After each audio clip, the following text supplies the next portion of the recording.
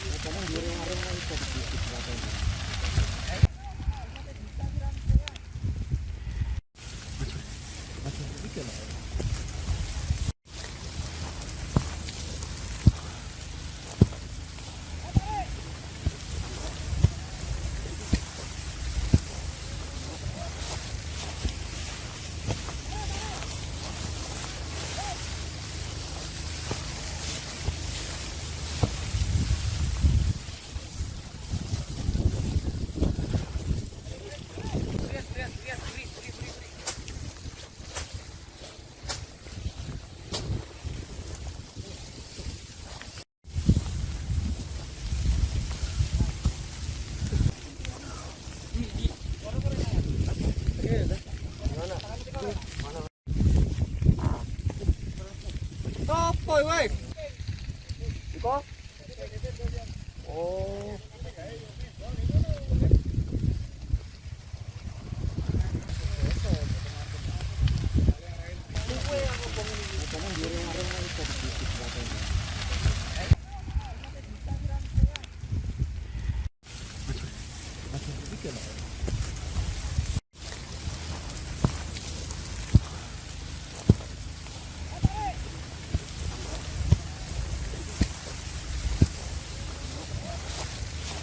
Untuk mengetahui perkembangan informasi selengkapnya mengenai penanganan kebakaran hutan dan lahan di kawasan Taman Nasional Bromo Tengger Semeru atau TNBTS, sudah bergabung bersama kami Kolonel Infanteri Wahyu Ramadanus Suryawan selaku dan Sektor Pemadaman Kebakaran Hutan.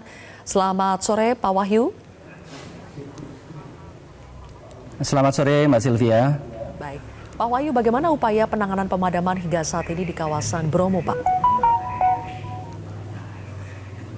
Ya, baik. Kami sampaikan pada hari Senin ini, tanggal 10 Agustus, penanganan kebakaran hutan dan lahan di wilayah Gunung Bromo saat ini sudah aman terkendali, Mbak. Jadi pada saat ini kami sudah memadamkan 2 titik api. Yang pertama titik api di puncak P30, yaitu di Kabupaten Probolinggo, dan yang kedua di Lembah Dingklik atau Bukit Dingklik, itu di Desa Wonokitri, Kabupaten Pasuruan. Dan tadi pagi kami sudah melaksanakan waterbombing dengan 2 sorti, 2 heli yang kami bisa memadamkan, namun belum bisa memastikan 100% bahwa nantinya itu akan timbul titik api lagi. Dan kepastiannya nanti malam atau sampai dengan saat ini kami mewaspadai dan menjaga 7 kali 24 jam. Dan sekali lagi kami yakinkan bahwa situasi di wilayah Gunung Bromo sekitarnya, yaitu di wilayah Kabupaten Pasuruan dan Probolinggo, aman terkendali. Oke, baik. Jadi total berapa Pak luas daerah wilayah yang terbakar? Ya, dari mulai tanggal 3 Agustus sampai dengan saat ini secara keseluruhan, ya baik itu Probolinggo maupun Pasuruan, itu kurang lebih 742 hektar, di mana nantinya akan ada pengecekan lebih lanjut. Dan saat ini hanya tinggal sebagian asap saja yang tadi kami sampaikan 2 titik. Oke, baik. Pak Wahyu, apa sebetulnya yang menjadi penyebab awal terjadinya kebakaran di kawasan Bromo ini, Pak? Apakah betul bukan karena faktor cuaca yang utama, melainkan karena ulah manusia?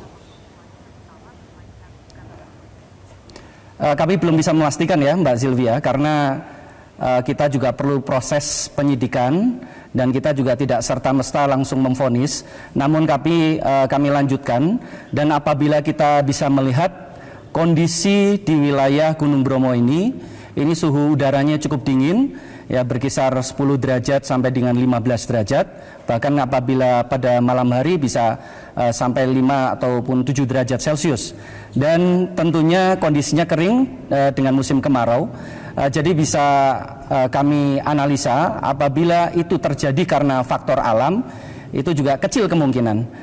Dan apabila ada unsur kelalaian, baik itu mungkin dari masyarakat lokal atau wisatawan, kita juga masih proses lebih lanjut. Kita juga tidak bisa, sekali lagi tidak bisa berprasangka buruk. Demikian Mbak Sylvia. Baik, Pak Wahyu tadi mengatakan karena sekarang situasinya sudah aman terkendali, tapi tetap harus dipantau ya Pak sampai 7 kali 24 jam ke depan. Apa yang dilakukan selama proses pemantauan? Apa yang dilakukan selama proses pemantauan ini Pak? Apakah tetap akan bersiaga? Ada banyak petugas yang tetap turun ke lapangan berjaga-jaga, dan logistik segala macam persediaan untuk waterbombing juga diisi kembali atau bagaimana Pak? Ya betul, kami terus mewaspadai ya dari kejadian yang ada di titik api yang semula juga ada beberapa titik yang kita tidak misalkan itu padam, rupanya pada malam hari akan muncul lagi titik tersebut. Kami juga harus memastikan, jadi personel tersebut atau petugas pemadam saat ini standby di lokasi masing-masing.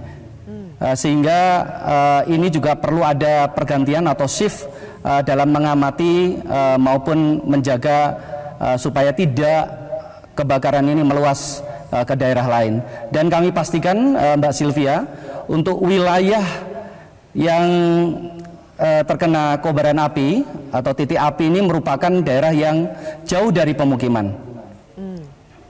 Oke, jauh dari pemukiman ya. Baik. Kalau begitu bagaimana dampaknya terhadap kawasan wisata Bromo, Pak Wahyu? Apakah kan sekarang sudah ditutup total ya? Apakah dengan sudah dipadamkan dan selama proses pemantauan ini akan kembali dibuka atau tidak dulu, Pak? Kami perlu ada waktu untuk memastikan sekali lagi, karena beberapa hari yang lalu jika kita sudah memastikan titik api itu padam, rupanya pada malam hari itu titik api ini mulai berkobar lagi, sehingga untuk wisatawan kami sudah berkoordinasi dengan TNBTS, termasuk dari pihak masyarakat lokal dan wisatawan. Kami sampaikan bahwa untuk sementara masih kita tutup. Oke, terakhir Pak Wahyu, selama proses pemantauan ini apa saja bantuan atau peralatan lain yang masih dibutuhkan untuk terus memantau? Apakah ada titik api lagi atau tidak? Ya baik, kami perlu memastikan alat-alat ini bisa berfungsi. Memang alat kami untuk sementara sangat terbatas dengan jumlah personil yang kami kerahkan, dan untuk waterbombing juga yang kita adakan dari pagi sampai dengan sore hari ini kita terus akan melaksanakan. Karena tadi pagi hanya 2 sorti, ini karena kondisi cuaca yang berkabut dengan poor visibility berkisar 500 meter sampai dengan 1 kilometer, sehingga untuk waterbombing ini sementara kami hentikan pada pukul kurang lebih 13.00, dan besoknya apabila cuaca baik kita akan memastikan titik-titik api tersebut akan kami siram atau basahi lagi, sehingga bisa memastikan tidak akan ada kobaran api lagi. Baik, kalau begitu Kolonel Infantri Wahyu Ramadhanus Suryawan selaku Dansektor Pemadaman Kebakaran Hutan, terima kasih sudah bergabung bersama kami di Metro hari ini. Jelajahi cara baru mendapatkan informasi. Download Metro TV Extend sekarang.